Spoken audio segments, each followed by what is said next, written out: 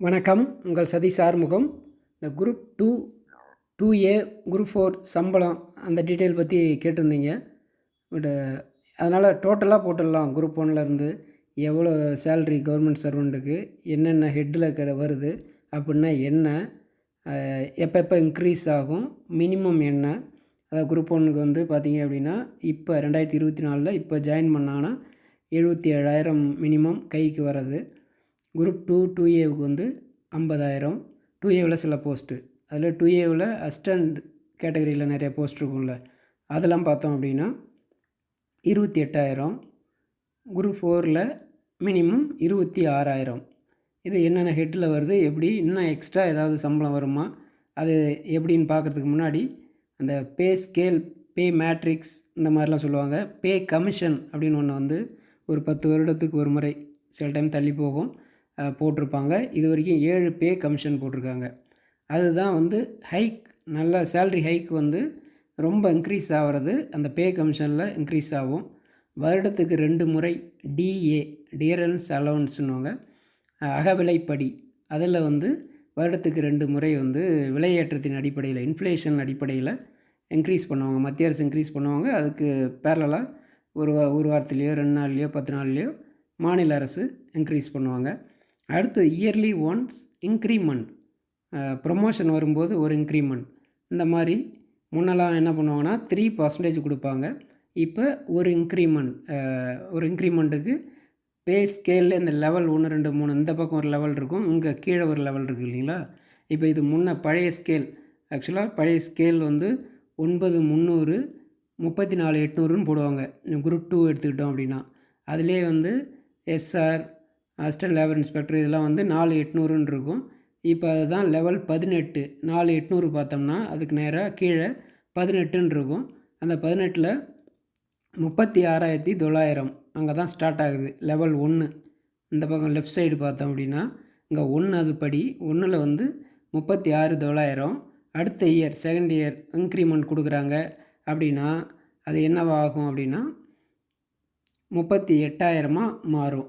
39,100 இந்த மாதிரி ஒவ்வொரு வருஷமாக ஒர்க் பண்ண இதுதான் டியூட்டி பே அப்படின்வாங்க. இதுக்கு முன்னே என்ன டியூட்டி பே அப்படின்னா கிரேட் பே ஒன்று இருக்கும், 9,300 + 4,800 ரெண்டையும் கூட்டினா என்ன வரும், 14,100 வரும். அதை வந்து 36,900 அந்த பே கமிஷன் மூலமாக இன்க்ரீஸ் ஆச்சு. 2.something4 அந்த மாதிரி ஒரு 2 மடங்கு அந்த பேவை வந்து டியூட்டி பே, அடிப்படை ஊதியம்னு சொல்லுவாங்க, அதை வந்து இன்க்ரீஸ் பண்ணாங்க. அதன் அடிப்படையில் தான் டிஏ பல விஷயங்கள் கணக்கிடப்படுறதால அதை இன்க்ரீஸ் ஆகிறது மூலமாக அதிகமாக ஒரு இன்க்ரீஸ் வரும். இப்போ 4,800க்கு அது ஏஎஸ்ஓ, முனிசிபல் கமிஷனர் இந்த மாதிரி போஸ்ட்டுக்கெலாம் 4,600 போது 36,400ன்னு ஆரம்பிக்கும். இவங்களுக்கு ஒரு வருட இன்க்ரிமெண்ட்லேயும் இந்த அடுத்தது கீழே இருக்கிற ஸ்கேலில் வைப்பாங்க. 3% முன்னே இருந்தது, அதில் என்ன வருதோ அதை கொடுப்பாங்க. 36,000ல் 3% அப்படி போடுவாங்க. இப்போ அப்படி கிடையாது, அந்த பர்சன்டேஜ்லாம் நீக்கிட்டாங்க. அந்த கிரேட் பேவையும் நீக்கிட்டாங்க. 4,600, 4,800 அதெல்லாம் நீக்கிட்டாங்க. அடிப்படை ஊதியம் குரூப் 2 நான் ஓட்டியில் ஏஎஸ்ஓ, முனிசிபல் கமிஷனர் இந்த மாதிரி எடுக்கிறாங்கன்னா 36,400. இதே மாதிரியே நெட்டில் வந்து 7th பே கமிஷன், பே மேட்ரிக்ஸ் தமிழ்நாடு அந்த மாதிரி போட்டோம் அப்படின்னா இது எல்லாமே வந்து இந்த பே பேண்ட் 9,300ன்ற மாதிரி 5,200, 4,800 குரூப் 4க்கு, 15,600, 5,100 இந்த மாதிரி 5,400 இது குரூப் 1க்கு. அதுக்கு ஈக்குவலண்டாக எப்படி மாறி இருக்குது அப்படின்ற விஷயம் அதில் வந்து வரும். அப்புறம் ஹெச்ஆர்ஏ அப்படின்றது வந்து ஹவுஸ் ரெண்ட் அலவன்ஸ். அதாவது ஹெச்ஆர்ஏன்றத ஒரு 4 கேட்டகரியாக பிரிச்சுருப்பாங்க. மத்திய அரசுக்கும் மாநில அரசுக்கும் ரொம்ப சேல்ரி வித்தியாசம் வர்றதுக்கு முக்கிய காரணம் இந்த ஹெச்ஆர்ஏ தான். மீதியெல்லாம் கிட்டத்தட்ட ஒன்றா இருக்கும். ஏன் அப்படின்னா ஹெச்ஆர்ஏ வந்து பேசிக் பேயில் மத்திய அரசில் என்ன பண்ணுவாங்கன்னா 9%, 18%, 27% அப்படின்னு போடுவாங்க. இப்போ பேசிக்ன்றது என்ன அப்படின்னா நம்ம ஏற்கனவே பார்த்த மாதிரி 36,000 டியூட்டி பே, 56,000ன்னு வச்சுக்கோங்க. குரூப் 1க்கு 56,100 டியூட்டி பே, இதுதான் பேசிக் அடிப்படை ஊதியம்ன்றாங்க. அதில் வந்து ஒரு 27% போடுறோம். சென்னை மாதிரி மெட்ரோபாலிட்டனில் இருந்தாங்கன்னா 27% போடுறாங்க. முன்னே 30% இருந்தது. 27, 30% ஆவரேஜாக வச்சுட்டோம்னா கூட 15,000 20,000 15 to 17,000 பக்கமாக வரும், தோராயமாக சொல்கிறேன்.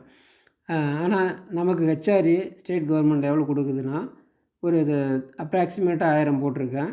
அதிகபட்சம் என்ன கொடுக்கும் அப்படின்னா சென்னை அதை சுற்றி இருக்கிற பகுதியில் அதிகபட்சம் 8,300 தான். செக்ரட்டரி, ஹையஸ்ட் ஆஃபீஸர் யாராக இருந்தாலும், உயர்ந்தபட்ச அலுவலர் யாராக இருந்தாலும் சரி, சென்னை அதை ஒட்டிய 32 கிலோமீட்டர் டிஸ்டன்ஸில் உள்ள ஆட்களுக்கு மினிமம் 1,300, மேக்ஸிமம் 8,300.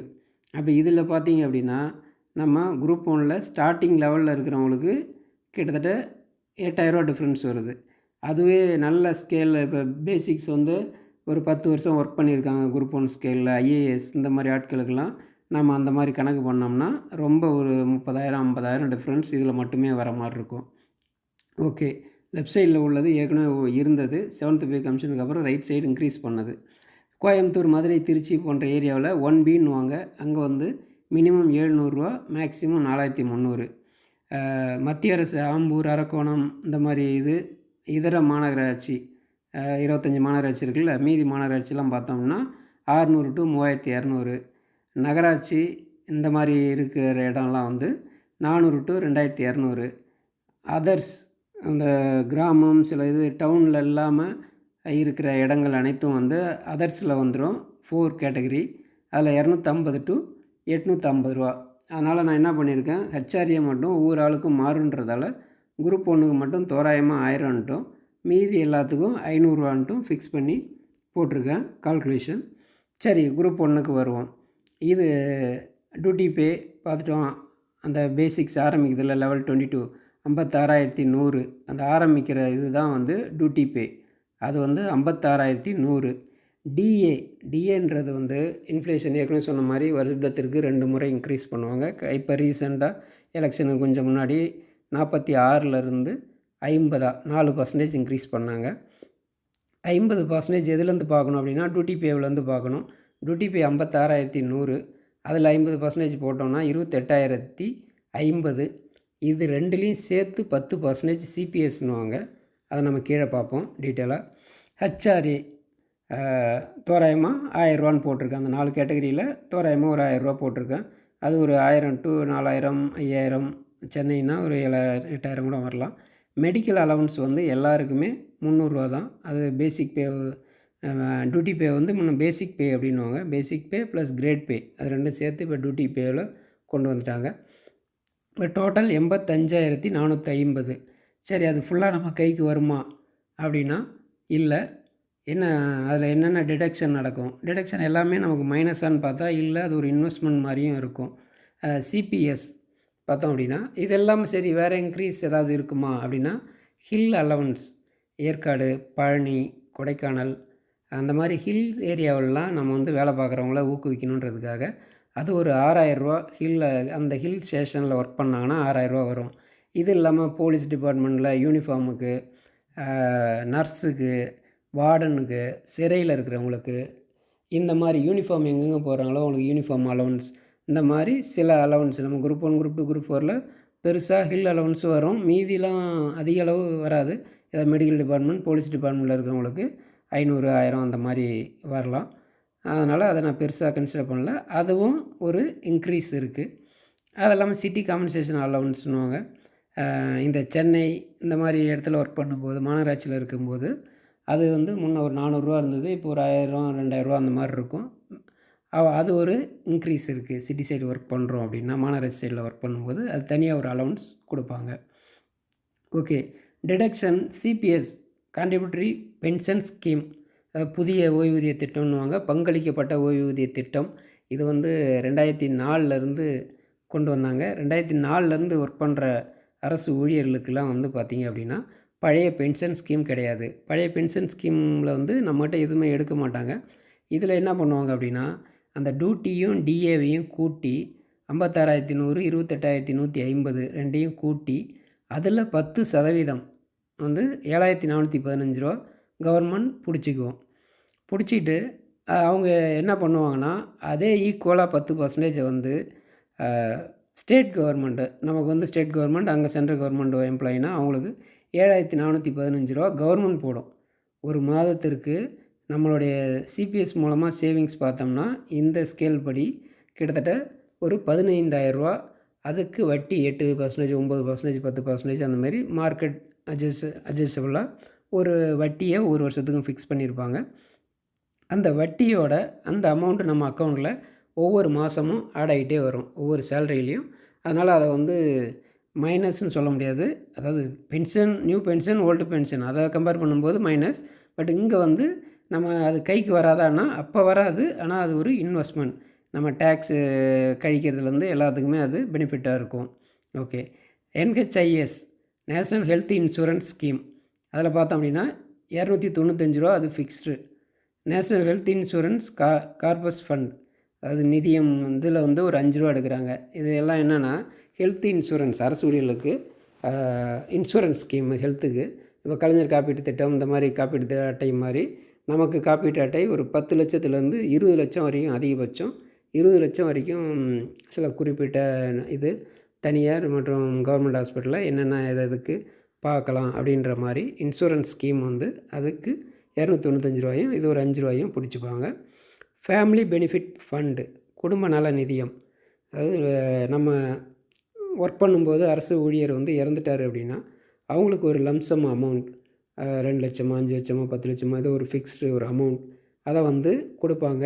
அதுக்கு ஒரு ரூ. 110 எடுத்துக்கிறாங்க. ஸ்பெஷல் ப்ராவிடென்ட் ஃபண்ட் 2000 அது அந்த ரூல் 2000 வந்தது. 70 ரூபா பிடிப்பாங்க, மாதம் 70 ரூபா பிடிப்பாங்க. அதுலேயும் பார்த்தோம் அப்படின்னா பென்ஷனுக்கு அப்புறம் ஒரு வட்டி போட்டு இந்த அமௌண்ட்டுக்கு வட்டியோட நமக்கு ஒரு அமௌண்ட்டு கொடுப்பாங்க. ஒரு 10 வருஷம் இருந்தால் எவ்வளோ அமௌண்ட் அந்த மாதிரி PLI போஸ்டல் லைஃப் இன்சூரன்ஸ் அந்த மாதிரி ஒரு கணக்கு பண்ணி ஒரு அமௌண்ட்டு கடைசியாக கொடுப்பாங்க பென்ஷனுக்கு அப்புறம். அதாவது பென்ஷனில் ஓய்வு பெற்றதுக்கப்புறம் மொத்தம் அமௌண்ட்டு பார்த்தோம் டிடக்ஷன் அப்படின்னு பார்த்தா 7,825. இப்போ இதை கழித்தோம் அப்படின்னா நெட் 77,625 ரூபா. இன்றைக்கி குரூப் 1 ஆஃபீஸர் ஒருத்தர் ஜாயின் பண்ணுறாருன்னா அவரோட சம்பளம் இது கைக்கு வர்றது. அது கூட நம்ம ப்ளஸ்ன்னு பார்த்தோம்னா மினிமம் அந்த ஒரு 15,000 சேர்த்தோம் அப்படின்னா 77, 82, 92 ஒரு 95,000 பக்கமாக இந்த இதுவும் கிட்ட பெனிஃபிட்ஸ் இன்சூரன்ஸ் அது இதெல்லாம் கேட்டோம்னா ஒரு 1,00,000 ரூபா கிட்டத்தட்ட வரும் குரூப் 1க்கு. சரி, மற்ற இதை நம்ம கொஞ்சம் வேகமாக பார்ப்போம் எவ்வளோ அப்படின்றது எல்லாம் டீட்டெயில் சொல்லிட்டேன். இதில் வேறு எதாவது கட்டலாமா அப்படின்னா போஸ்டல் இன்சூரன்ஸு, PLIன்னுவாங்க போஸ்டல் லைஃப் இன்சூரன்ஸ், இல்லை இந்த வீடு ஹவுசிங் லோன் இந்த மாதிரி நிறையா விஷயங்கள் ஏதாவது எடுத்திருந்தோம் அப்படின்னா அந்த விஷயத்தை இதிலே நம்ம சேல்ரி கூடயே குறித்து கொடுத்துட்டோம். LIC இதெல்லாம் குறித்து கொடுத்துட்டோம்னா டிடக்ஷனில் அதுவும் வரும். அதை எல்லாத்தையும் போக தான் மீதி நம்ம கைக்கு வரும். அடுத்தது குரூப் 2A 2A ஃபுல்லாக அந்த சேல்ரி கிடையாது. இந்த அசிஸ்டண்ட் 20,000 சம்திங் போட்டிருக்கோம். 36,900 லெவல் 18 ஒன்று போட்டிருக்கோம். 36,400 லெவல் 16 ஒன்று போட்டிருக்கோம். 2 பேருக்கும் வித்தியாசம் ஒரு 1000 to 2,000, 1000 2,000 அந்த மாதிரி தான் வரும். அதனால் நான் ஒன்றை மட்டும் டீட்டெயிலாக போட்டிருக்கேன். டியூட்டி பே 36,900, DA 18,450 அதில் 50%, HRA 500 தோராயமாக போட்டிருக்கேன். மெடிக்கல் அலவுன்ஸ் 300 இதை கூட்டுறோம். CPS 10%, 5,535. National health insurance scheme 295, corpus fund 5 ரூபா, ஃபேமிலி பெனிஃபிட் ஃபண்ட் 110, SPF 70, 6,015 ரூபா. இதை கழித்தோம் அப்படின்னா 50,135 ரூபா கைக்கு வரும். இதில் ஒரு 5,500 ப்ளஸ் 5,500 கவர்மெண்ட் போடுறது அது ஒரு 11,000 சேர்த்தோம் அப்படின்னா கிட்டத்தட்ட ஒரு 65,000 ரூபா வரும். அது எப்படி குரூப் 1க்கு எப்படி 80 கைக்கு கம்மியாக வந்தாலும் 77 வந்தாலும் நம்ம ஒரு 95 அந்த மதிப்போ அதுபோல் இதுவும் ஸ்டார்டிங்கில் 50, 135ன்றது 65,000 வரைக்கும் வரலாம். 2Aவிலே அசிஸ்டண்ட் இருக்குது. கிட்டத்தட்ட குரூப் 4க்கும் இதுக்கும் வித்தியாசம் ஒரு 1000 to 2,000 ரூபா தான் வரும்.